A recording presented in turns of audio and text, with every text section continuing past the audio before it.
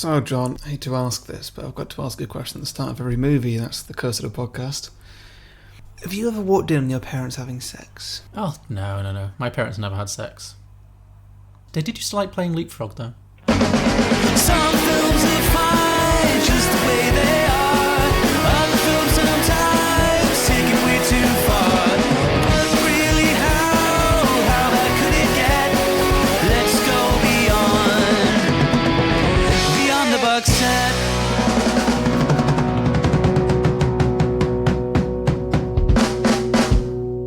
Welcome everybody to Beyond the Box Set, a podcast where we pitch prequels, sequels and spin-offs to films that don't have any. I'm Harry, joining me as always is John. Hello. My voice sounds a little bit tinny this week, let me just try and play with that. Maybe that's better? Whatever. So, just dedication. Yeah, I've had a day. Really? Yeah, well, I woke up, cut myself an omelette and then watched this. Why did you watch this in the morning? Why didn't you just watch it last night? Because I didn't know what kind of film this was. I like to go in blind to films. Fair enough. But In hindsight, not the best idea. This is another film which is not good to eat your breakfast to. No, it's Especially an omelette. No, yeah, you chose when a lot of the film is around a 7-year. It's like, oh god, that just looks so similar. Yeah, I do think this is a good film to watch not knowing what's going to happen. But by the same token, I wish I'd told you should probably watch this in the evening, because it's definitely... Like you said last week, we were talking about Drag Me to Hell and how I watched that before bed, and that's kind of a perfect time to watch a horror movie in some ways. I think, yes, this is another film that works best as a late night kind of movie. It's got a kind of dark vibe. I still enjoyed it, but as a general rule, I don't really like David Fincher films. David Lynch films. Whatever. Yeah, I'm not really that big a fan of his films. What have you seen? Mulholland Drive? Mm-hmm. No, it was something else, but I've forgotten what it was called. Wild at Heart. Maybe. Definitely, we saw it together. Oh, right, okay. What was it about? Nicolas Cage and Laura Dern again, on the road together. What were they doing? She's got a really domineering mother, and she forbids their relationship, and they go driving. It's kind of an allegory for The Wizard of Oz. Yeah, that's the film I thought it was. Yeah, I didn't like that. No. Hated Mulholland Drive. Bits of this really didn't like. I don't like his style of movies. In what sense? His style is very weird, very arty, and a lot of the stuff that he's doing, I get that he's doing something, it's not just random shit, but a lot of the stuff that he's doing just goes straight over my head, and so I can't really appreciate it. The story of this one I did really enjoy. Okay. And from about 15 minutes in, as soon as I worked out vaguely where stuff was, like plot-wise, yeah, I was quite into this. Okay. Yeah, because I think this is one of his more accessible films. Yeah, I'd say so. Compared to stuff like Mulholland Drive is really weird and genuinely hard to follow. I really like that film, but I like those kind of movies where you don't necessarily need to understand what's going on. It's more like you just soak it in and then take out of it what you will. But this one generally has more of a plot. Yeah, it's got a plot that you can follow, basically. So much so that there's points in this film where the characters kind of stop the movie to just explain the plot to anyone who might not have quite been on board with what was happening, which is helpful, because there are points in this movie that are confusing. But by his standards, I think, I really, really like this film. It's fantastic. And I wanted to choose this film because it is kind of a real classic. I would really describe this film as iconic. Like, there's images in this film and scenes in this film that are just really, really famous and I get referenced so much, and I think it's good to have seen those films so you can get those references. Yeah. Kind of similar to the reason I made you watch Yentl, even though I knew you wouldn't like it, just because it's referenced all the time. With this, I was expecting Yentl. You thought it was going to be that kind of film? Yeah, I don't even know who the director was when I started watching this. You're like, where's Barbara Streisand? Yeah. Oh, if she was in this. Yes. It was a bit Yentl, and then Blue Velvet. It sounds like some kind of like a romance from the 80s. Sure. Because it kind of is. Yeah. Yeah, I guess. I was like, oh god, why is John always picking these really weird, stupid films? This is awful. I love my films. I'm trying to educate you. I'm trying to push you up your comfort zone. Yeah, me too. Did you not enjoy Drag Me to Hell? Yes, that was a different kind of education. That's variety, the spice of life. Yeah. We should do all different kinds of films. Okay, sure. Well, let's wait and see what I've got next. Yeah. So, what were your thoughts on this film in general then? Well, main thought was like, how quickly can I eat this omelette? Sure. I find it very intriguing. All the characters are struggling with their own things, it seems. None of which I found relatable. You couldn't relate to Frank. Weirdly, no. You know what's really funny? So Dennis Hopper, the actor who played Frank, a lot of actors turned the role down because they thought it was too dark and too weird. He, as soon as he read the script, he called up David Lynch and said, "You have to give me this role. I am Frank." And I was like, Wow, what a statement. If you read that script and look at Frank and go, "This character is me," You've got some issues. you need to, yeah, exactly. That's definitely a red flag. Because by definition, he has issues. He definitely does. Yeah. I mean, I love Dennis Hopper. We'll talk about it, but Dennis Hopper, whether he's in a good film or a piece of trash or somewhere in between. What else do I know him from? Waterworld, most recently we did. He played the villain in that with the one eye. Yes. He's always giving you the full Dennis Hopper experience. He was also in Super Mario Brothers as King Koopa. Yep. He's played a lot of villains in good films and in bad, and he's always the best thing in them regardless. Like, Yeah, he was amazing in this. Yeah, again, iconic. Like an iconic movie villain. Up there, I think, with almost up there with Hannibal Lecter, that kind of iconic movie villain. What would you say the genre of this film is? It's kind of a thriller, mystery, weird. The genre is weird. The genre is David Lynch, really, isn't it? Yeah, I mean, he is a genre all to himself. Yeah. That's very true. It's also got kind of a noir kind of mystery kind of vibe, definitely. Like bits of it are very much like old 60s black and white kind of. Yeah, they could have made the film black and white and just said it was 20 years earlier. True. Well, I mean, I wouldn't have known any better. It's set in the 50s, isn't it? It seems to be. Like, Is it? Oh, right. Well, it's not clear. It's not completely clear, but like I think they watch black and white TV, and all the styling is very like 1950s. Like the way that Laura Dern in particular is dressed throughout the whole film. The cars might be the only thing that ties it to a specific place and time, and I wouldn't be in a position to know what that. I think it's deliberately supposed to be like ambiguous. Ambiguous, yeah, absolutely. Like, it just doesn't matter. It doesn't matter, no. But it's just like small town USA at some point in the past.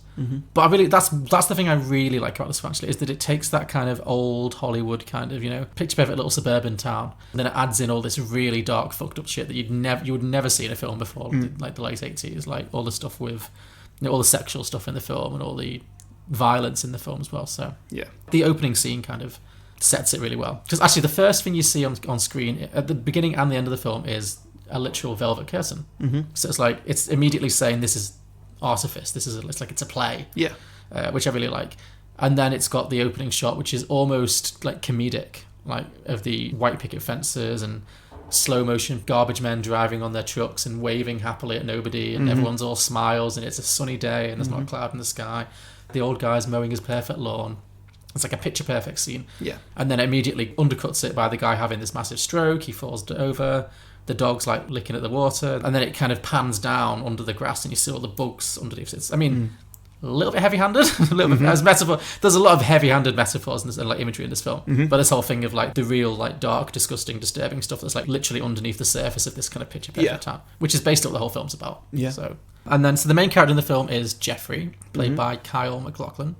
Do you know him from anything particularly? Yeah, Agents of S.H.I.E.L.D. and How I Met Your Mother. He's in a lot of David Lynch stuff. He's got a very intense face. Yes. And I think he's very suited to David Lynch. Yes. Well, I think it's good because he's got a bit of a Matthew Broderick thing going on, where he's like, he looks very like all-American, like, all-American boy. Like, he couldn't look more like the clean-cut American. Yeah. And I remember we had that discussion in The Cable Guy about how Matthew Broderick's really boring, but if he played villains more often, he'd be great. He's Matthew Broderick if Matthew Broderick played villains and was more willing to kind of subvert his image a bit. I'd like to see the two of them in a film together, playing like the same character but different versions of the same character. Yes. Now that's a very David Lynchy idea. Oh man. I was thinking more of a comedy. Oh, like Step Brothers or something. Something like that. Yeah. Okay. Could also work. Yeah. I suppose it could just be the same character, and then just when they're doing different things, one actor appears on screen and then the other one changes. Or The Cable Guy, but instead of Jim Carrey, it's Kyle Maclachlan. Different film, but I think it works. Yeah. A lot more creepy, a lot more realistic. Yeah. Less mugging. Yeah, I like this. Can we just like go offline while I rewrite my entire sequel? So he plays Geoffrey, he's the son of the guy who's had the stroke on the lawn at the beginning. So he comes back from school to take care of his dad and to stay with the family and stuff. So he visits his dad in the hospital, and as he's walking back, he finds a severed human ear in a field. So he takes it to the police chief, who seems totally unbothered by this. He's still smiling. Yeah. He looks in the bag. He's still smiling. Yeah, he's like, let's take a look. The whole time I'm thinking, like, he's done it. Has he got both his ears? What's going on here? What's going to happen? For the whole rest of the film, every character's looking, they got both ears. Yeah. Just waiting for it to be like, it was me all along. We cut off their own ear. Something, I don't know. By this point, I'd worked out vaguely what sort of film it was. Sort of film where anything can happen. Yeah, he just looks into the bag and goes, yep, that's an ear. Anyway, I was at the hospital this morning, and coming home through the field behind our neighborhood, there behind Vista, I found an ear. You did? A human ear? Yeah, I thought I should bring it to you. Yep, that's right. Let's take a look at it.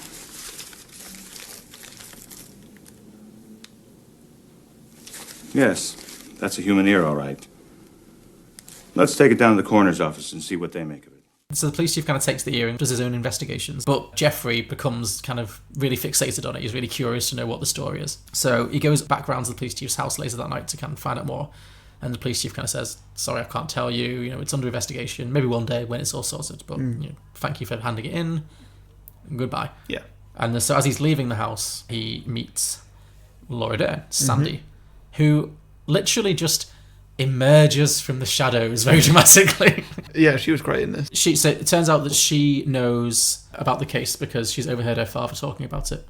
And she says that she thinks the ear might be related to a local nightclub singer called Dorothy Valens, who's played by Isabella Rosellini. Geoffrey decides to investigate this, and he comes up with this cockamamie scheme to pose as a pest controller and to go round to Isabella Rossellini's flat apartment. Like a door-to-door pest controller, as Yeah. though that's a thing.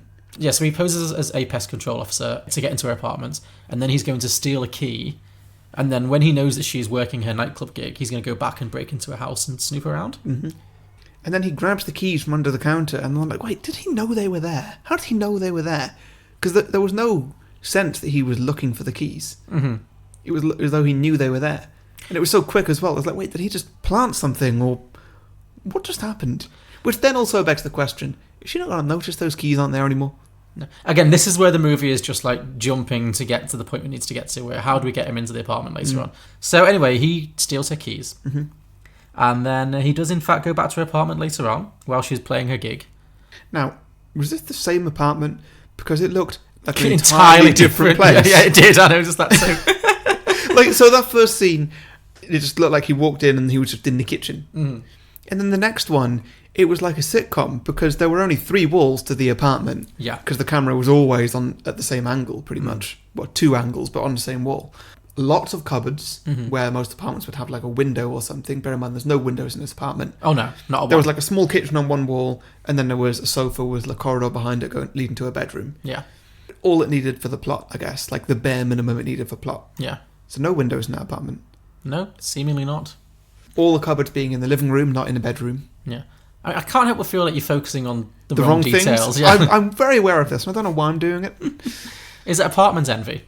Maybe. No. So he comes back to the apartment later on, starts snooping around, quite disrespectfully. Like, he pisses in a toilet. I'm like, come on, man. Have you never stuck around in someone's apartment before? What do you do if you need to pee? You can't just be stuck in the wardrobe, be like, oh god, I need to go. Oh, sure, yeah, but it's different if you're like, I've already been invited in. But I guess if you've already broken in, it's... Yeah, that's what I mean. You've already crossed the Rubicon. Like, You've clearly never done that before. No, clearly you have. Yeah, because he flushes the toilet, and that's why he doesn't hear Laura Dern honking the horn that she's coming back up. So he gets startled as she comes back in. He's forced to hide in the closet. And then he watches as she strips down to just her underwear, because that has to happen. And she gets a phone call from a mysterious stranger, and she gets very traumatised, and it becomes obvious that someone she loves is in danger. Then she hangs up. She takes off her wig for the only time in the movie. Yeah. Because beforehand, I was like, that looks pretty wiggy. And then she takes it off, and I was like... It was weird the way she took it off as well, because it looked like she was just pulling her hair back to tie it back or something. Then it all came off, and I was like, oh my god! I mean, she did. It was a wiggy wig, because it looked like she looked like Frankenfurter from the Rocky Horror Picture Show. Oh yeah. But that's the only time the wig ever comes off. And I was like, oh, that's interesting, because there are scenes later on where you'd think the wig would come off. Right? But anyway, she takes the wig off, and she's having a whole emotional moment, and then he makes a noise accidentally, and she discovers him, and she drags him out.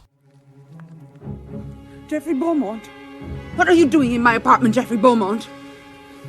I wanted to see you. Are you kidding? Who sent you here? Nobody. I've seen you before. I sprayed your apartment. I took your key. I didn't mean to do anything except see you. Do you sneak in girls' apartment to see them get undressed? No, never before this. Get undressed. I want to see you. Look, I'm sorry. Just let me leave. No way! I want to see you get undressed! Yeah, what did you think of this scene? Confusing, unrelatable, hot. Hot. Okay. Did you find this to be particularly tantalising? Yeah. Okay. Did you not? I suppose this is as close as the film comes to being like genuinely erotic. But also, I find it a bit funny, just having sex, but she's committed to having a right hand, just holding this knife like an inch from his throat the whole time.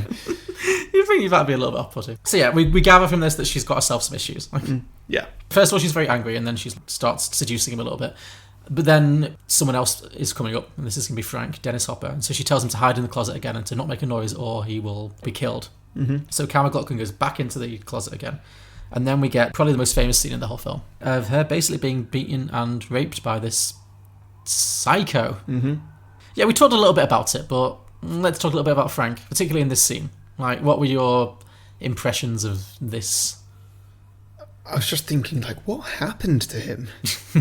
Like, what brought him here? To this moment, Yeah. Well, he's obviously off his tree on drugs. Yeah. He's spending the whole scene inhaling amyl nitrates, like poppers, through a gas mask. It was originally supposed to be helium. Right. That was the idea David Lynch had. But then Dennis Hopper was like, that's just going to be too funny. Yeah, Like, that's gonna like jump the shark. That's going to be too far. Like, let's make it poppers. Like, you can't imagine that whole scene, but with him being like, baby wants to fuck. Yeah. That would be a very different tone. Where's my fucking bourbon? Yeah. Mommy! Somewhat less threatening, yeah. Yeah, he's slapping her around. He stuffs her velvet nightgown like into his mouth. He takes some scissors and like cuts bits of it away. Then he basically rapes her, but in the most bizarre, like when he finally penetrates her, and it's like this weird floppy fish kind of spasm that lasts about 10 seconds. Like 10 seconds is generous. Yeah, a generous 10 seconds. Yeah. I'd say 5 pumps. Yeah, basically, yeah. I think it's 10 pumps in 5 seconds. It's pretty funny. Yeah, and so they have this kind of fish spasm orgasm.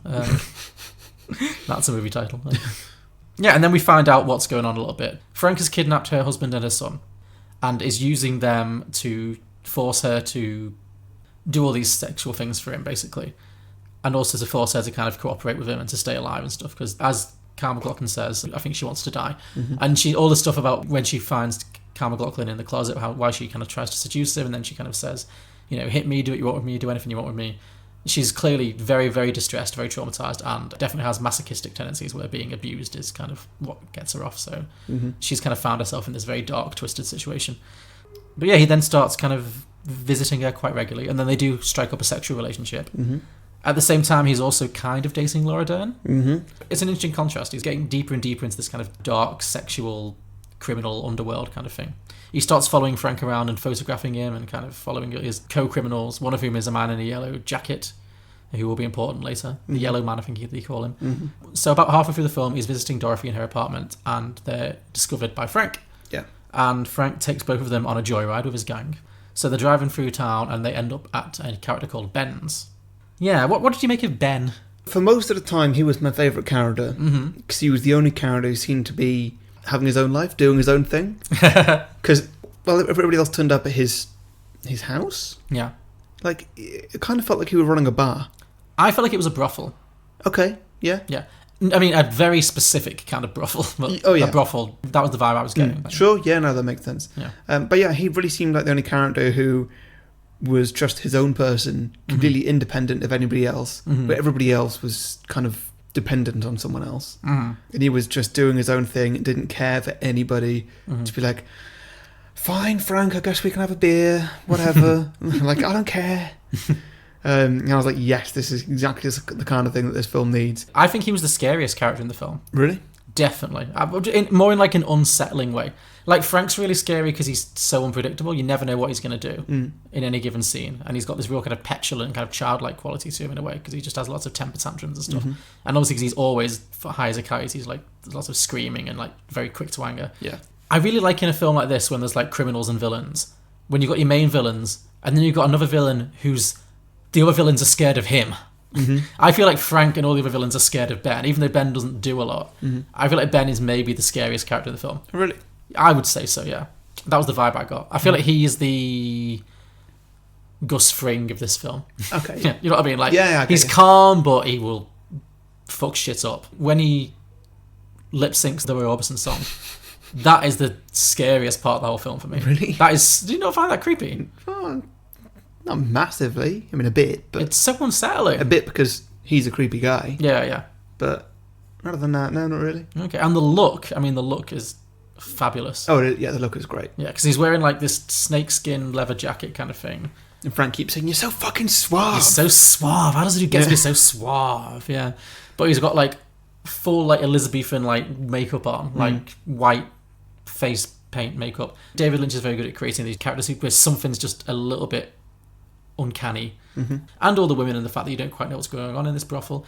He seems to be keeping Dorothy's husband and son prisoner for Frank, because they're in the next room, aren't they? He Yeah. says, "Let tits see a kid," which is what he calls her charmingly.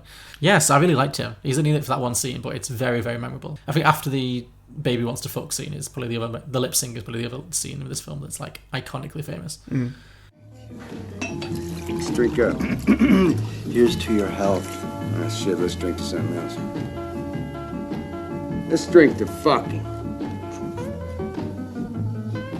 Yeah, say, here's to your fuck, Frank. If you like, Frank. Here's to your fuck. Cheers. They leave Ben and they carry on driving for a bit, and Frank's like slapping Dorothy around, and Geoffrey makes the mistake of being like, "Hey, leave her alone, won't you?" And then Frank really loses it. They like pull over on this like side road. There's a very odd scene where he so first of all, Frank is like, feel my muscles. He's like, Yeah. And then he's like, he puts lipstick on and he starts kissing Geoffrey. And then he starts like brutally beating him up, like just beating the shit out of him. While this is happening, they put another. I think it's another Roy Orbison song. Is it maybe? Yeah, I think so. Is it the same Roy Orbison song? I'm not sure. I think the one that Ben does is in Dreams. I think it's Candy Coated Clown or Candy Covered Clown or something. So yeah. Anyway, yeah. So there's this other like dreamy '60s pop song is playing, and one of the, I presume, hookers from Ben's place who's also like along for the ride, just kind of climbs on top of the car roof and just oblivious to anything else that's going on, just starts kind of dancing, just having her own time. She's just, I'm glad she's having fun. yeah, I like that. That was funny. Again, that was just so funny and weird and unsettling. Right? So at this point, Geoffrey finally decides it's time to go to the police and tell the police everything. But then he goes to the police station and he recognises the man in the yellow jacket. So it's like he realises that it's a police officer who's in cahoots with Frank, so he can't do it there. So he ends up going back to telling Sandy's dad in private instead. And he says, "Okay, leave it with me, I'll deal with it." Yeah. And they take Sandy out on a date. And there's a little interlude where they go to this little weird party in like a woodhouse cabin or something. And they have a good old snog to Mysteries of Love by Julie Cruz. And then they're leaving and they're driving home. And then they get run off the road by what they think is going to be Frank. But then it turns out it's Mike, her ex-boyfriend. He's like, "You stole my girl, I'm going to beat the shit out of you." And he pulls Geoffrey out the car and he's going to beat him up. But then Dorothy, Isabella Rosellini, just appears completely naked, still wearing the wig. Yeah. This is when I was like, you've had a rough night, but that wig is still. I mean, it was crooked as hell, but it was there. It was still there. It was still. The wig was not removed, but She had to keep her dignity. she did. Yeah, exactly. Like she's full from. I mean, brave performance. I think Isabella Rossellini's performance in this is so bold. Like she's very exposed in this film. But, yeah. Yeah, I did like the way that Isabella Rosellini just turned up, and then the other guys was like, "Okay, we're gonna go." Yeah, I thought that was really funny too. It was like he goes from like, "I'm going to kill you," and he's like, "You know what? You've got bigger problems. I'm just going to back out now." It's like, Oh, like you do you. yeah. We can talk this over another time. Yeah, I came at a bad time. You know what? My bad. My bad. Like, it was great. Which I guess kind of makes the whole Laura Dern having a boyfriend thing only a plot point for the sake that at that scene they stopped their car. Basically, yes. That's the only reason. Yeah. The boyfriend wasn't important, but No. for that laugh of him just being like, "Ooh, sorry," like, it was worth it. One of my highlights of the film. So they take the still naked Dorothy back into the house because she's like really traumatized. She's doesn't really know where she is. She's bruised and battered, and she's like clutching to Geoffrey. And this is where it becomes really obvious to everyone else that she and Geoffrey have had a sexual relationship. And then poor old Laura Dern does the most amazing like cry scene. Like, Oh god, it's awful. really, you think so. Yeah. Did you see her face? Yeah, I loved it. It was so much. It was so weird. She was ugly crying. She was properly ugly crying. I really like Laura Dern because she does that a lot in films. She's a very big actress. She does like big gestures and yeah. I thought that was great. Mm-hmm. And I also thought this was a really good scene because this is when like it's almost like a film of two halves. There's the scenes in the suburbs where everything's like shiny and happy, and she represents all that is good and light in the world, and all her speeches about the Robins coming home and love, and it's this real picture perfect 1950s retro thing. And then there's all the scenes in the flat, and that's like it's a whole different film, where the flat and the nightclub are this place where dark, evil, nasty things happen, and there's no kind of crossover. And in this scene, the dark thing kind of invades the light, if you know what I mean. It intrudes into the picture perfect suburban house. I don't know, I find it really clever because the film waits a long time to get to that point, and suddenly it's really unsettling. It's like, this shouldn't be here. Does that make sense? Yeah. Did you get that as well? Or? I was just thinking, do you think this is the film that Tommy Wiseau tried to make? Oh yeah. I'm sure he had seen this. Most of it takes place in one room. All the major scenes happen in this one room. Oh yeah. And there's people walking in and out of it all the time, seemingly. You know what? Yeah, they are very, very similar films. I mean, obviously, there's a lot of things in the room which are not in this, which you take out the room because they're just bad writing. Sure. But is this the good version of the room? Yeah, I think it might be. Again, I need to stop this podcast and rewrite my entire single pitch. That is nail on head. This film is The Room done like respectably. Wow, I need to watch it again. What, The Room or this? No, this. We're both in a whole new light. Yeah.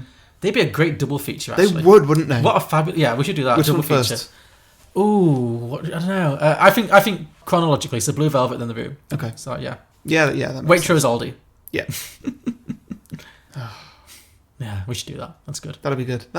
Although that might be quite difficult to sit through. Yeah, it's lots of beer. They're both difficult films to sit through. Yeah. Just fortify yourself. Have something, maybe something a bit lighter on either end. I don't know. Yeah.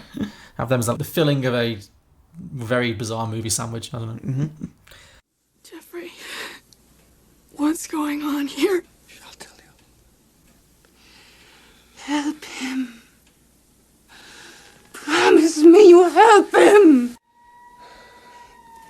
He put his disease in me.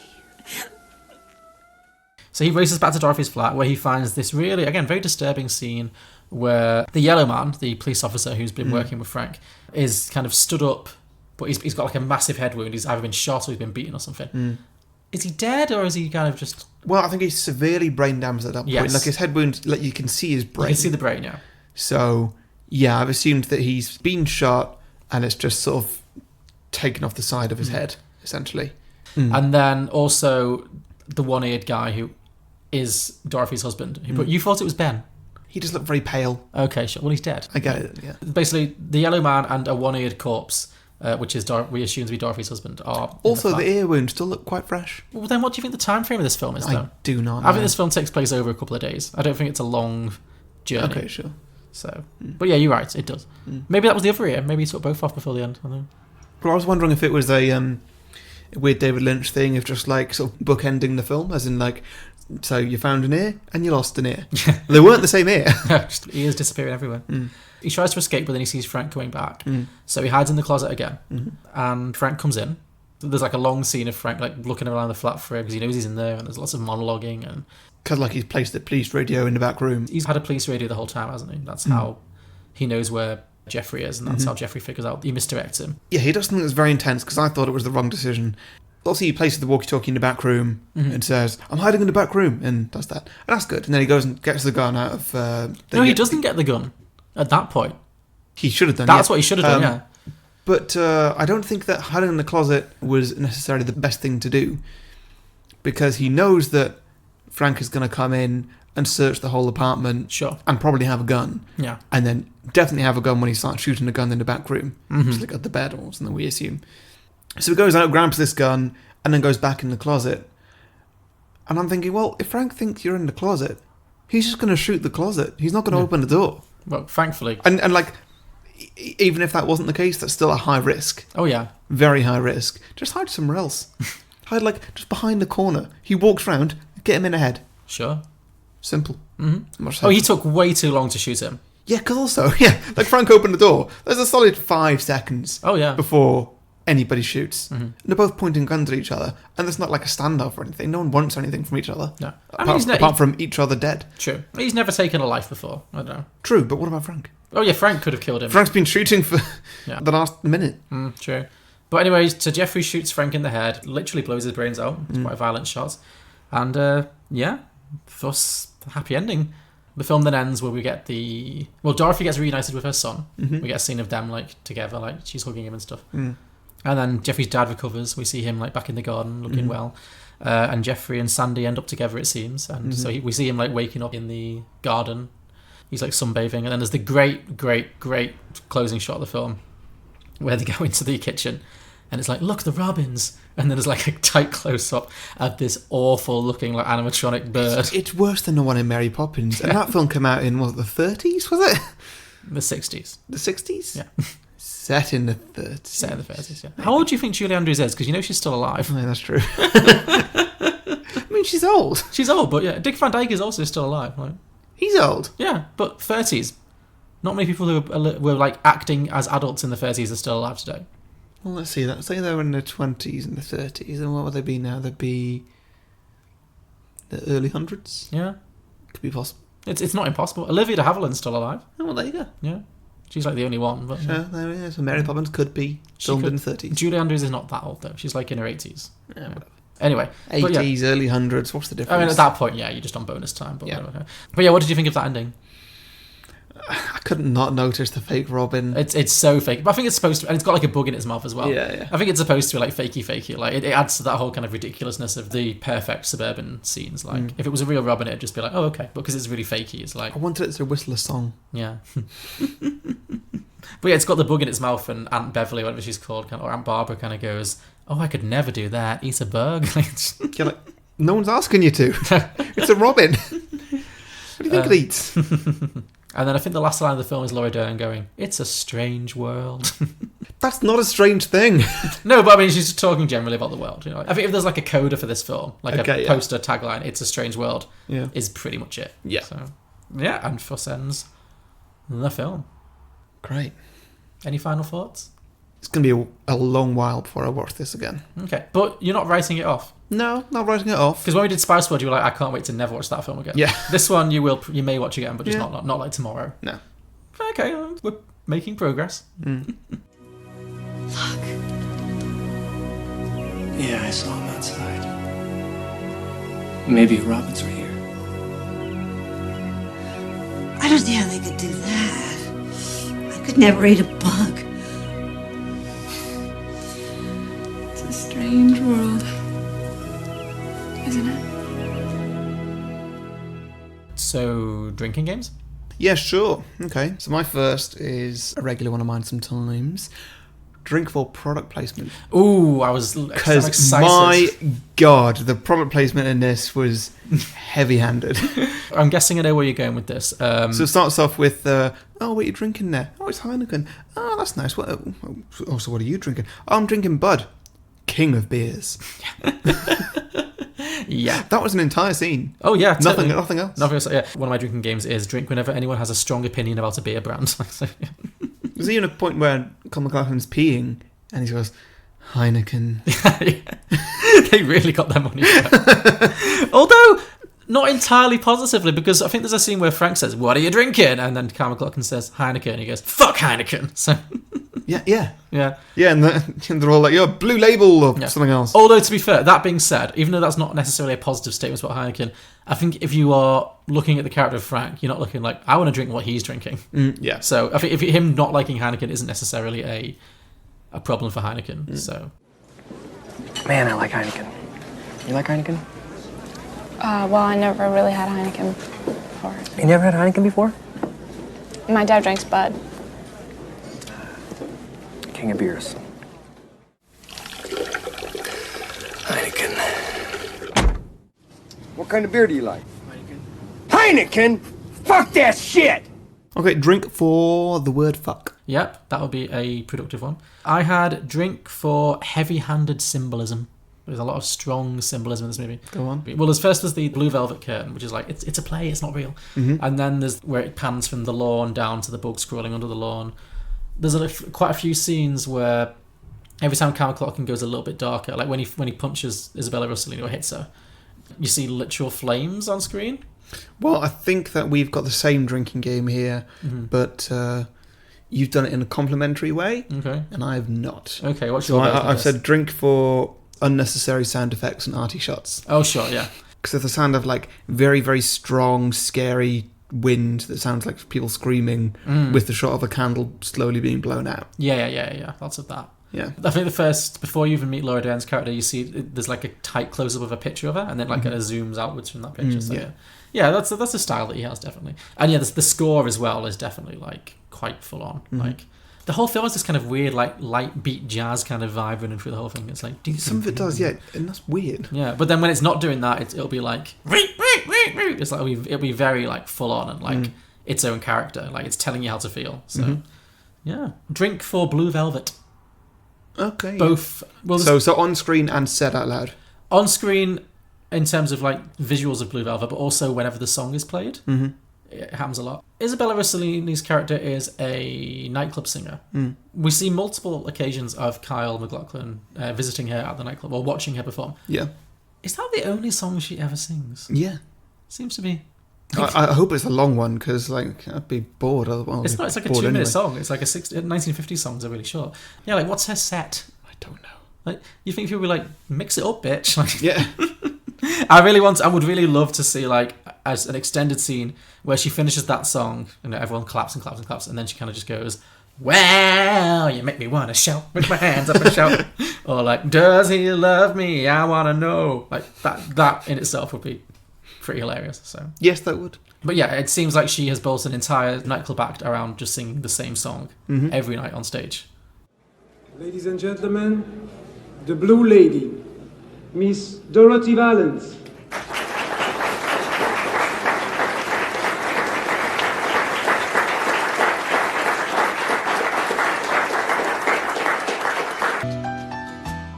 Drink whenever the radio talks about felling trees. Oh yeah. Well, the town is called Lumberton. Is it? Oh, which is a great name for like a fakey like 60s 50s town. Yeah, I really like that.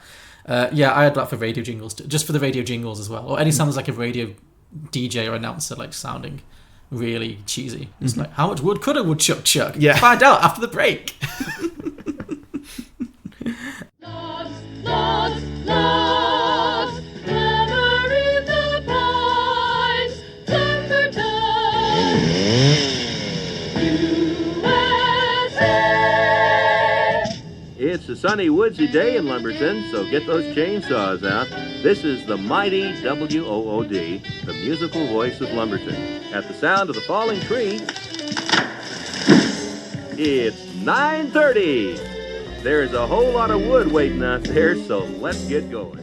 Okay, so at this point we now talk about Patreon for a little bit. So, if you would like to support the show in any way, by any way, I really only mean money.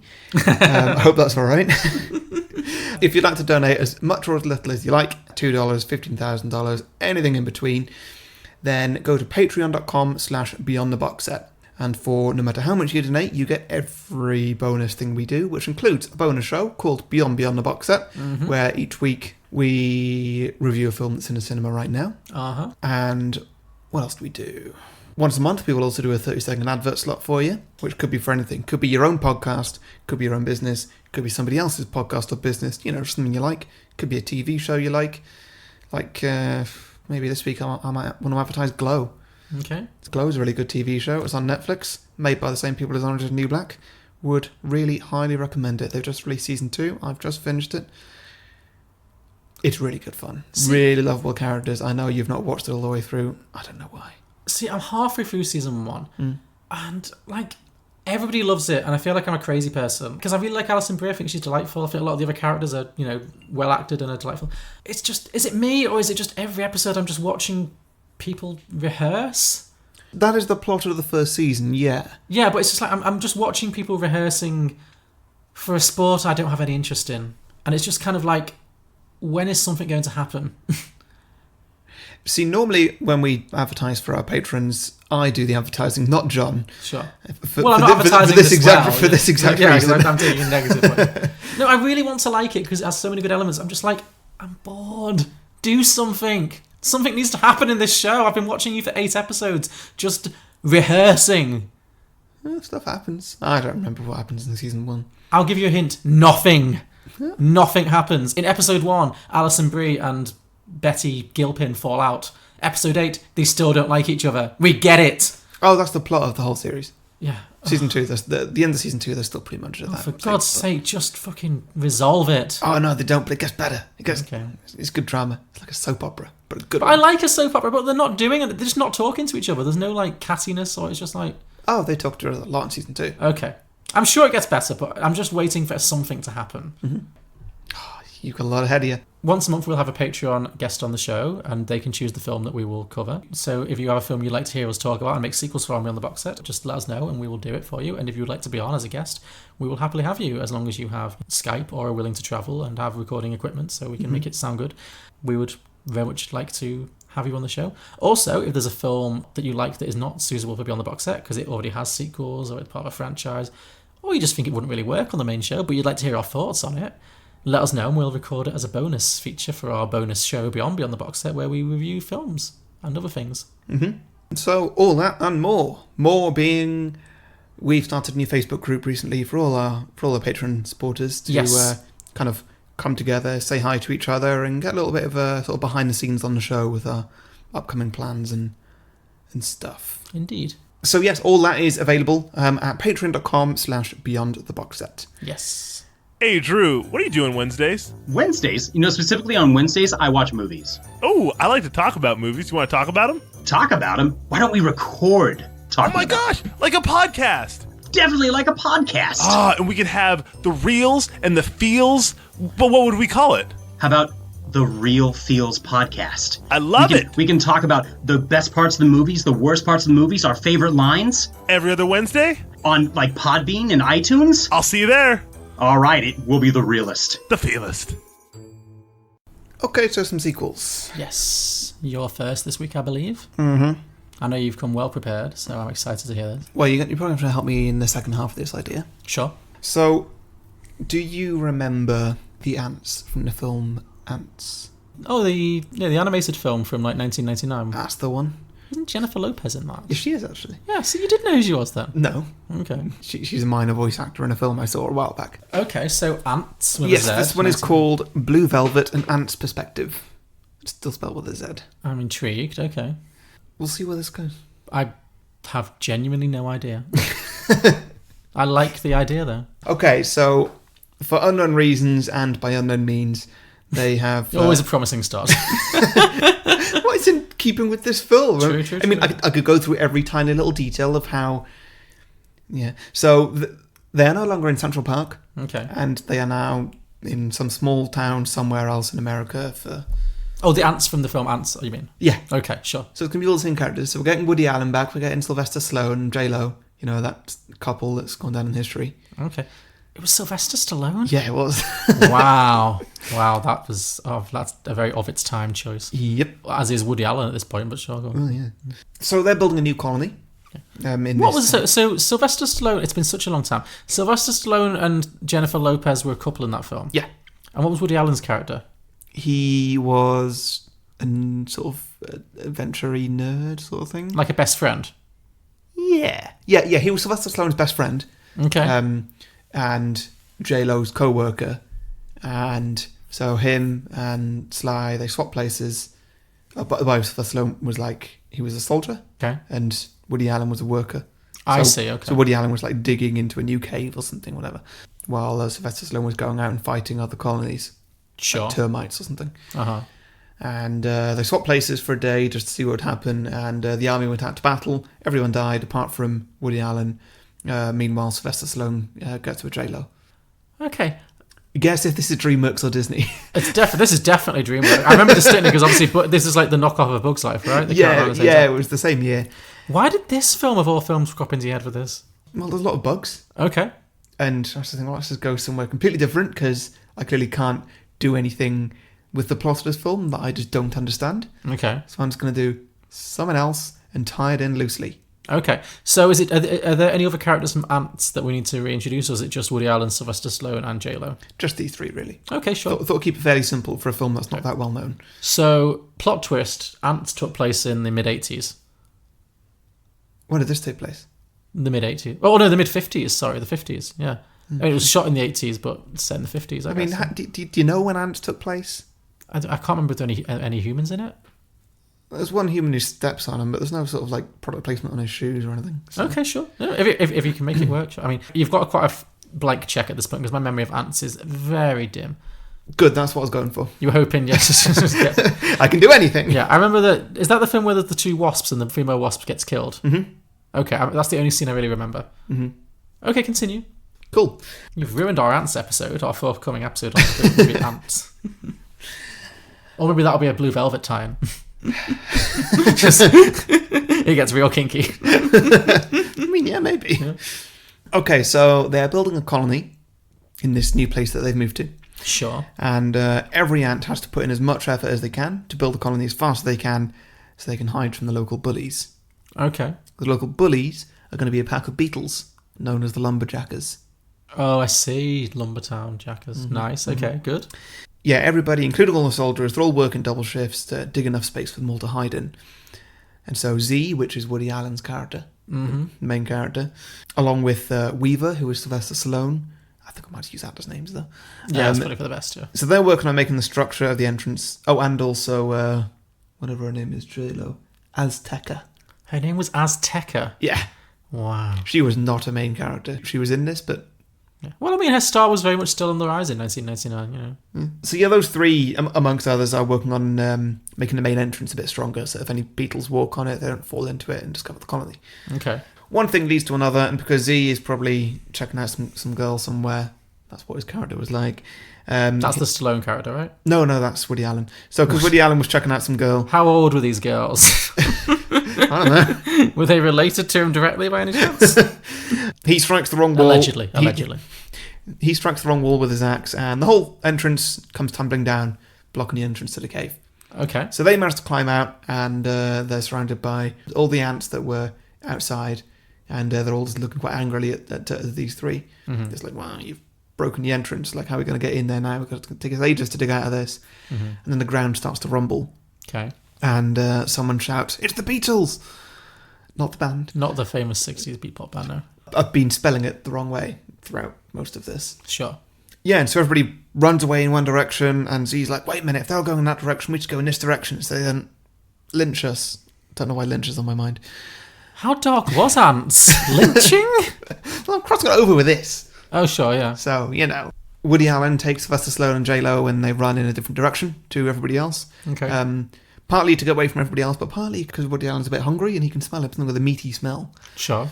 So they run towards the smell, and they're running, and they see that there's some beetles behind them chasing them. Mm-hmm. And they eventually find this piece of meat. They climb onto it, and just as that happens, all the beetles stop and then run in the opposite direction. Okay. And Woody Allen's like, yeah, we did it, we beat them, or whatever. And then they turn around and they see just a massive hand come down and pick up what they're on, which is an ear. Okay. And puts it in a bag. Made. Okay. Do you like my tie-in? For all due respect, that is pretty brilliant. I always think about doing something like this, right? It's something just so small, such a tiny connection to a film. Okay. Just like, oh my god, there were some bugs on that very insignificant piece of plot at the very start of the film. I'm gonna do a whole film about that. So here it is. Great. The bag doesn't get opened up for ages, and when it does, there's a completely different light. So they're in a different place, obviously. Sure. And there's a giant face peering into it. And the guy says, "Yep, that's an ear," in a very deep, booming voice. That was my best deep, booming voice. Can you do that with editing? I think you might need to give me some more to work with. Give me another take. Yep, that was an ear. Now make that echo. Oh, I see. Okay, that'll sound good. And then the bag gets closed again. And so then Woody Allen says, "Okay, I vote that next time this bag is opened, even slightly, we make a run for it. We don't know when it's going to be opened again." So they hang around in the bag for a bit, and they're all getting bored and snacking on dead human ear. Delicious. And then the bag is opened. Frontal lobe. Then the bag is opened, and the ear is lifted out of the bag and placed on a cold metal slippery surface, while a few large faces stare at it. So the ants try and make their escape. Okay. Woody Allen climbs down onto the metal and instantly slips over. Okay. So the joke of this is it's kind of going to be like ice. Oh, okay. And so when Sylvester Stallone and J-Lo get down onto it, they're complete naturals and they do a couple's ice skating routine. Sure. While Woody Allen is still trying to stand up and keeps falling over. Just like all 6 legs just splaying in all directions. Pretty much, Great. yeah. Okay, yeah. Sure. Charming. Yep, thought that'd be fun. Mm-hmm. They eventually, after that scene, they managed to make their way down to the sort of plug hole part of this, the drain of this table. Mm-hmm. It's a coroner's table, they have a drain. Sure. Where they find a whole city of just bugs and insects and disgusting life that's just feeding off all the stuff that's coming down that drain. Mm-hmm. Okay. I mean, let's not talk about what all that stuff might be. No. But I'm talking about the bugs love it. And so there's a thriving social life. There's clubs, there's bars, there's all kinds of attractions. I was thinking there could be a musical number here. Great. Yeah. Maybe J-Lo and Sylvester Stallone have a little duet. Oh, God. I don't know if he has much of a voice. Like, she's going to have to do a lot of heavy lifting. Don't go breaking my heart. Really? And then it carries on like that. Sure, okay. Not doing his bit. I thought you were doing her bit then. You gravitate towards the female vocals. Well, after a night of heavy drinking, they decide they need to get back to the colony, and so they decide to catch the next human out of here, which they found... Catch the next human out of here? Which they found out is the best mode of transport. Oh, I see, okay. Like catching the next train, because how else are they going to get around? Oh, okay, it makes sense. Yeah. So the next morning, they got the next human out of the morgue, and what I was planning was that they merged with a few of the scenes from Blue Velvet. Totally. But in a way that they meet a few characters, they somehow find their way back to the colony. I was thinking that maybe they're in the car when Frank beats up Geoffrey and kisses Geoffrey. And sure. That they're in the car at that point, and that's where they leave. Mm-hmm. And then like, oh, it's really close to our colony. That's convenient. And that's when they get away. Yeah, and that's when they get away. By this point, they've met up with a few characters, maybe some bigger characters like a cockroach or something, who they've made friends with due to some things. Mm-hmm. Expand on that if you would. Okay, so no, I like this. This is good. I think that the way out should be through the police chief. Mm-hmm. Maybe like the next day or something. So they spent the night in the coroner's. He's the next connection, really, from the coroner's place to anywhere else. So maybe the next day he comes back in and he's got like his lunch bag or something, like his packed lunch. Okay, yeah. And they're like, let's go into that thing. Yeah. And then from that they ride back to his house that night. Mm-hmm. And we thought, this could be quite a cool place to live. But then maybe because it's this like pristine 50s kind of, almost model home kind of thing. Maybe the mother of the house is like very clean and clean. Yeah. Maybe they see like there's other ants that are living in the house and then they befriend them. But then she like comes. They see some of them getting like sprayed with like some kind of disinfectant or something. Yeah. Well, I was thinking what my grandma used to. Because like in the main Antz film, by the way, like in those battle scenes I mentioned, a character gets decapitated. Oh my God. That character is still alive for like minutes afterwards. Jesus. Like Woody Allen picks him up in his hands. The film is dark. I need to rewatch Antz. Oh yeah. I don't remember that at all. I must have blocked it. But I remember my dear departed grandma, rest in peace, used to kill all the ants in her house by she would pour boiling water on them. Okay. Which I think is quite a common way of doing it, but is freaked me out. Yeah. So yeah, maybe this housewife from this house is the same. Maybe they meet some like friendly like domestic ants, but then she like looms over with like a huge like kettle of boiling water and like. Again, if these films are dark, maybe there's a Hoover involved. Yeah, okay, yeah, she's just this tyrant, this giant tyrant, and they're like, this place is a death trap. We can't stay here. Maybe they meet a mouse who's terrified of the cat or something. Sure. Mouse called Jerry. Oh, we're really crossing it over. Okay. There's a really I'm just spitballing here. Sure, yeah. There's a really racist caricature of a maid that you can see from the ankle up. Maybe when Geoffrey comes over the next night to kind of try and get some more information. They're like, okay, let's hitch a ride on him because anything's better than this hellhole. Yeah, yeah. And through that, they end up in Isabella Rosellini's flat. Mm-hmm. And then they jump out there and then they witness all the scenes. And they're like... Okay, so where are they witnessing it from? What do they find in the flat? Who do they meet in the flat? So they're in the flat. They climb out of his pocket maybe while he's hiding in the closet. Sure. Okay, so maybe they're in the closet as well there. Yeah. Maybe they're all like lined up on one of the slats. They're all just like watching at his eye line as well, as though they're all watching together. Exactly, yeah. And they're like, there's some fucked up shit going on in this house. Maybe he's done it, but he's just sort of He's like, I can't care about this. He has bigger issues than the fact there's some ants, yeah. Maybe that's where they meet like a friendly cockroach or something. Mm-hmm. Pest control can be brought into this somehow. But he's already done that, though. Yeah, maybe the cockroach just tells a story about, like, he had a family. Oh, yeah, he's got a tragic backstory. Yeah. And Kyle Maclachlan was the one who killed his whole family. Yeah. With the pest control. It all ties together so well. Yeah, okay. Mm-hmm. And so that's the cockroach they meet. So then he's like, well, I've got nothing waiting for me here anymore. Like, it's nothing worth living for. Yeah, let's hatch an escape. Yeah. If the cockroach is going to be a major character, who's playing him? Ooh, a depressed cockroach. A depressed cockroach. Bill Murray? Yes. Yep. You sound very sold on that. Nailed it. Okay, so Bill Murray is a depressed cockroach. It does fit really well. Mm-hmm. So they want to get out of this apartment any way they can. They go onto Frank, into a pocket or something. Sure. Or on his shoe, or I don't know. Yeah. How big are cockroaches? Bigger than ants. Yeah. Maybe they ride on the cockroach's back and that's how they'll move around a bit faster. Okay, sure. But they're with Frank. Yeah. And so what happens next from this point? Maybe they sneak into his pocket or something at the time when he kidnaps Geoffrey and Dorothy. So then they're part of the joyride. Because he seems like he's the kind of character who's would not notice a cockroach climbing into his pocket. Actually, yeah, that makes perfect sense, because then that joyride leads them back to, well, not necessarily back to where they were, but for convenience sake, let's say that's near enough to where the colony was. Sure. And so then from there, they're going to go find where the colony was, find the ants. By this point, the colony has been destroyed completely. Mm-hmm. By who? The Beatles. Okay. Sure. It's never not funny. I don't know why. Like, the insects came before the band. But, yeah, I know. They got really upstaged. So yeah, the colony's been destroyed, and the ants have left like a message or something, like an arrow maybe pointing in this direction. Sure. And they go there, and they find that the ants are having their last stand. Now think of Lord of the Rings, I forget which battle it is, but the one where they think all hope's lost, and then suddenly Gandalf runs down a hill with like a flock of horses behind him or something. It's all of them, isn't it? Lord of the Rings fans will know what I'm talking about. I don't know what I'm talking about. And so there's essentially like a battle happening between the ants and the Beatles. The ants are all about to lose. And at this last minute, Woody Allen and his gang with a cockroach come in and they save the day. They fight the Beatles off. Okay.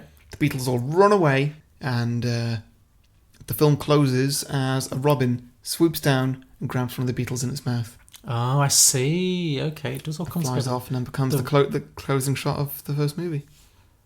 Perfect. Yeah, that's good. And I like how the happy ending for the ants comes at the darkest moment of the actual film, when like Geoffrey's just being like brutally beaten in the background. Like, yeah. Okay, I mean, you took a roll of the dice there. You made some choices, but you know what? I'm bored. You know what? I'm on board. I think David Lynch would be on board too. He needs a cameo in this. Yeah, maybe he could voice someone. Just one of the characters in the nightclubs. Sure, yeah, a small role, just as a little bit of a handover. Oh, maybe there's a cinema happening in that city. An insect cinema? Yeah. Okay. And are there any puns, insect-based puns we could have on his name or any of his work? Instead of the Elephant Man, something else. There we go. The Earwig Man. The Earwig Man. The Earwig Man, directed by David Lynch. Perfect. Got it. Love it. Okay. Love it. Maybe there's lots of earwigs outside looking very unhappy. Yes. Protesting the film. This is cultural appropriation. Yes, exactly. Perfect, yeah. I like it. Okay, well, that's his cameo, essentially. Cool. Yeah, and that pretty much wraps it up. That was, what do they call that? Blue Velvet and Antz Perspective. Blue Velvet and Antz Perspective. Antz spelled with a Z. Of course, yeah, because that's Y2K. Mm-hmm. Okay, I like it. Mm-hmm. I think, yeah, you took a big swing and it just about hit. So yeah.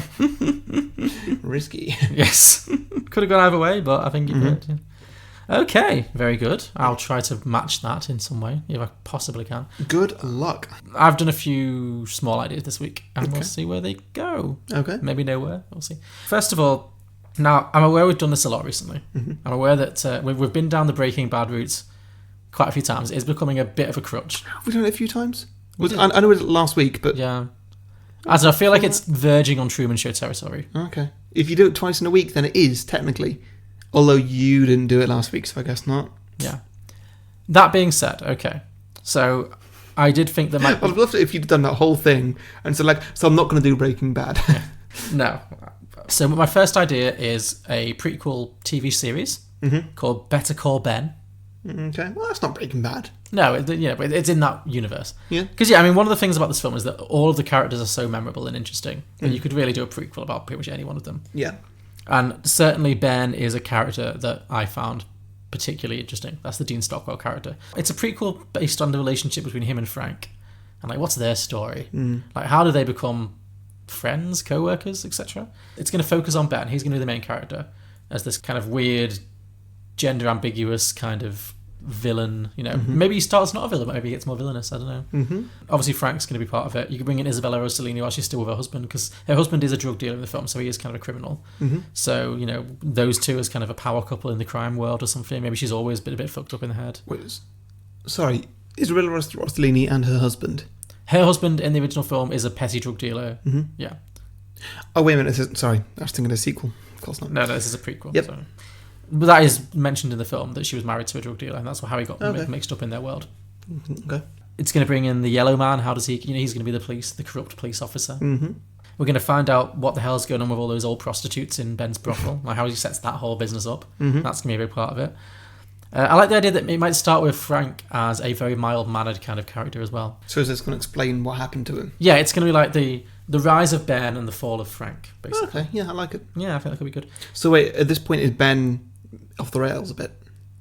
Not like crazy, but he's not really got everything together. I think it's going to be his rise from like an underdog kind of up-and-coming criminal to like a criminal kingpin. I think the idea is that character is like the scariest character in the film. So how he becomes like the top dog of this, whatever's going on, whatever crime syndicate is happening at this time. To be fair, he's the only person in the film who's not scared of Frank. Indeed, that's what I mean. And Frank seems a little bit scared of him. So yeah.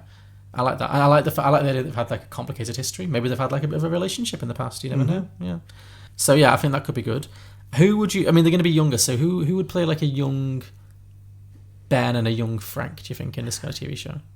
A young Ben, I really don't know. It could be a lot of people because his face specifically wasn't that descriptive. Well, it's so much makeup. Yeah, exactly. Because there's a lot of makeup on there. So yeah, there's a lot of people you could cast as him. So many that can't really make a choice. Sure.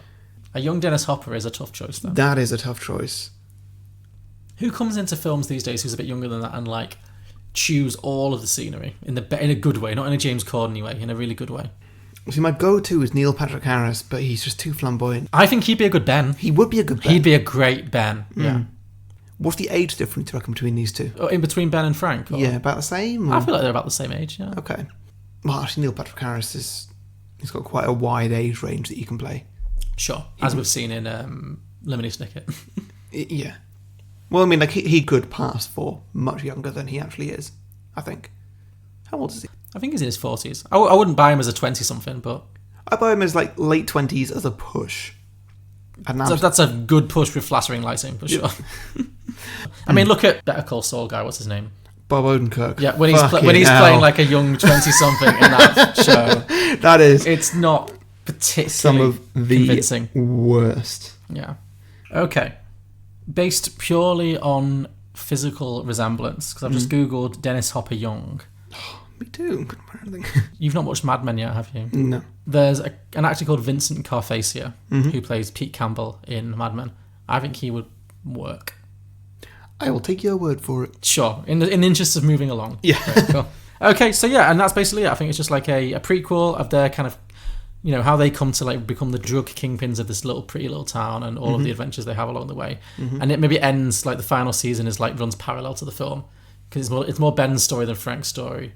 Okay. But we see how Frank falls apart and how Ben... Maybe we could do it as Ben is kind of like protege of Frank. Yeah. But then as Frank gets more crazy, Ben steps in. Ben keeps his cool and he steps in and he kind of takes over and Frank goes off and does his own thing and Ben is still just like controlling the empire. Frank still feels like he has a part of it, but he recognises that Ben's in charge. Sure. And so then kind of the roles swap. And so then the protege becomes the... What? The protege... Protege, yeah. I don't think that's a term. But yeah, I like that. I think that's good. And yeah, maybe it ends with... So the film ends with Frank getting killed, obviously, and then Ben takes over completely. So that's one idea. That's called Better Call Ben. Okay. My second idea is a same movie but with a laugh track. So it's literally the exact same movie but with just a large laugh. Because I felt like this film had lots of scenes that were like funny but also upsetting and weird and dark. Imagine the same film with like a loud, ridiculous sitcom laugh track. Sure, yeah. I think would be quite funny. Mm-hmm. And then everybody has to sort of pause in their respective situations just to wait for the laughing to stop. Yes. Exactly, yeah. So just like when Dorothy? Isabella Rosellini, when she appears in the background and she's naked, and yes, and the other gang's like, "Oh, sorry, I shouldn't be here." Then huge laugh, they all just sort of pause and just hesitate for a bit, and they all look around, they all look at each other, and smile, nod their heads a little bit, and then half of them just slowly walk off the screen as the laughing's still happening. Yeah, exactly. Well, I was inspired for this by the fact that apparently in the famous scene where Dennis Hopper has sex with Dorothy, with the baby wants blue velvet and the huffing of the ammonite and stuff, David Lynch is filming this scene and he is like cracking up laughing. Like he is like in tears of laughter at the scene. And Isabella Rosellini said, at the time I didn't understand. I thought it was a very dark scene. I didn't know why he found it so funny. And she says, now when I watch it, I laugh really hard as well. So I like the idea of that scene in particular with like Friends style laughter track, like, maybe he is doing it with helium as well. So like maybe it's just the whole thing played as. Dare I ask the question? Yeah. If you were to take this remake a bit further and you were to cast the cast of Friends, okay, who would be who? Oh, okay. It's a fun game to play. We should do this more often, the Friends game. Okay, so I think Joey. I think Joey's Frank. Oh no, I think Joey is Kyle Maclachlan. Okay, so Ross is Frank. Yes, yeah, he's got that intensity. Absolutely not Chandler. It's not Chandler. No, yeah, he's got that intensity. Chandler is absolutely Ben. Chandler is 100%. Oh Ben. yes. There we go. Okay, yeah. Well, that's those three done. Yeah. Monica is Isabella Rosellini, I think. Rachel's definitely Laura Dern. 100%. Where does that leave Phoebe? It's not really. There's not a lot of female characters in this. No, I mean, there's all the old ladies. She could be all the old ladies. She could be all of them, yes. Yeah, I like that. She has to be the one who starts dancing. She has to be the one who's like... Okay, so Monica is Isabella Rosellini. Yeah. Rachel is Laura Dern. Phoebe is everybody else. Every other female character in the film. Yes. Great. Got it. Okay. All right. Okay, well, I had one that was recast as a musical, but I think we covered it with Friends. I mean, that's pretty much it. Maybe as a musical with the cast of Friends. Sure. Okay, so I've got one more. This is slightly more in-depth, but not much. So this is a direct sequel set 20 to 30 years... No, set 20 years later. Geoffrey and Sandy are happily married, and they have a college-aged daughter called Samantha, just because I thought that, again, that's the most, like, generically wholesome name I could think of, Samantha. Who would play the daughter of Laura Dern and Kyle Maclachlan? How old is she? She's going to be, like, in her early 20s. Okay. Early to mid-20s. Okay. Saoirse Ronan? I was thinking Saoirse Ronan too. That's so weird. Even though, like, oh my god, that's so weird. Well, it's not the most That's pretty much what you just did. Sorry. That was so fetch. Well, I mean, it's not the most obvious. That was the one that was on my mind. I don't know why. Because, like, neither of them are ginger, but somehow with that, yeah, I think that would work. She's ginger? Saoirse Ronan's ginger, yeah. She's Irish, of course she's ginger. Oh, sorry. I forgot that was the rule. So, she's been in college. And she's forced to return when her father, aka Kyle Maclachlan, is murdered under mysterious circumstances. So the chief suspect is actually Dorothy, the Isabella Rosellini character, who is known to have been obsessed with Geoffrey for many years, despite their relationship ending. And she has frequently harassed and threatened the couple on many occasions. So she is the prime suspect number one. However, the police cannot find any evidence that she's guilty, so it's impossible to pin the crime on her. So Samantha comes back, the daughter comes back, to the town where she grew up, which is the same town. It's still all white picket fences and gardens and front lawns, and it's unclear what year it is. And she becomes obsessed with vengeance, and she starts stalking Dorothy to try and find some evidence. Yeah. So it's a lot of rehash of the first film. She's like following Dorothy around. She also befriends Dorothy's estranged son, who is, she has a son in the first film who's been kidnapped. Maybe their relationship hasn't endured. Maybe he still blames her for all that time he spent being captured and tortured. So they start up a little relationship. He's like the Laura Dern figure in this. And together they kind of plot to kind of try and basically find out what's really going on. And they do a lot of investigating. At some point she's going to break into Dorothy's house, just like her father did. There'll be like a whole rehash. She'll be disturbed. She'll have to hide in the closet. And she'll have to watch Dorothy going about her business. Obviously Dorothy's a lot older now. It's like 20 years on. And she'll be shocked when, instead of Frank coming up, who should come up but her own mother, Laura Dern. She comes up. And the two of them have a passionate lesbian sex sesh. Okay. Yeah, and she's just watching through the closet like, oh my God. Like, Sure. this is disturbing on so many levels. She's going to find out that actually what really happened is that Dorothy and Geoffrey continued to have their affair throughout the next 20 years, even though Geoffrey married her mother, the Laura Dern character. And it turns out that Geoffrey was actually the real villain the whole time. Because I felt like in this film he was somewhat sympathetic, but also kind of a bit creepy, because, you know, he's a bit of a voyeur, and he's a bit, you know, he does cheat on Laura Dern with Dorothy, and, you know, he does hit Dorothy. You know, he's definitely got that darkness in him. Yeah. So maybe over the next 20 years after Frank dies, Geoffrey ends up becoming quite abusive to Sandy and Dorothy, both of them as well. He cheats on them both, and he also abuses them both. Maybe he got really addicted to poppers and kinky sex as well. And basically he kind of became Frank. Yeah. And I think Kyle Maclachlan would do that really well. So rather than being love rivals, as you'd expect in this kind of film, Dorothy and Sandy actually befriended each other. They kind of bonded over their, you know, shared suffering at the hands of this monstrous character. And together they plot to bump Geoffrey off so they can both be free. So it turns out they both plotted to kill him. And they did it together. So all the women came together. And I don't know how this is going to end. But I'm guessing that maybe Saoirse Ronan finds out and is like, okay, that makes sense. Fine. Cool. I don't know, help me out. Maybe it's like some kind of a twist. It turns out that Saoirse Ronan was actually the one who murdered him. Then we get a scene of when they go to murder him and he's already dead or something. Oh, okay. And maybe she's got amnesia or something. She doesn't know she was the one who did it. Maybe, or maybe it's like multiple personality disorder or something. Could be, yeah. That could be interesting. See her do something different. Yeah, I've not really thought it through. The only other thing I thought for this one was that Dorothy's still a nightclub singer, but she's had to update her act a little bit. So now she's singing Rihanna songs. Okay. That idea of like Isabella Rosellini with that kind of very flat monotone voice singing like, you can stand under my umbrella, Ella. Something like that, I don't know. But yeah. Sure, yeah. Come on, rude boy, come and give it up. Just something silly. So that's all I had. Yeah, that works for me. Not the best I've ever done, but, you know. That's pretty much it. So yeah, that was Red Satin. Lovely. So, listener submissions? Yeah, sure. Great. So, my drinking game for you this week is drink for references to colours and or fabrics. I thought that was going to be it. Yeah. Yep, sure, okay.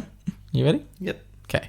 So, Daniel Link said Red Velvet, in which the villain does nasty things to a cake. Yeah. Okay. Yeah. Ollie Brady said, so this movie has a Robin at the end of it. So maybe the sequel is Blue Velvet 2, Rockin' Robin. The villain becomes obsessed with the song Rockin' Robin and kills to the tune.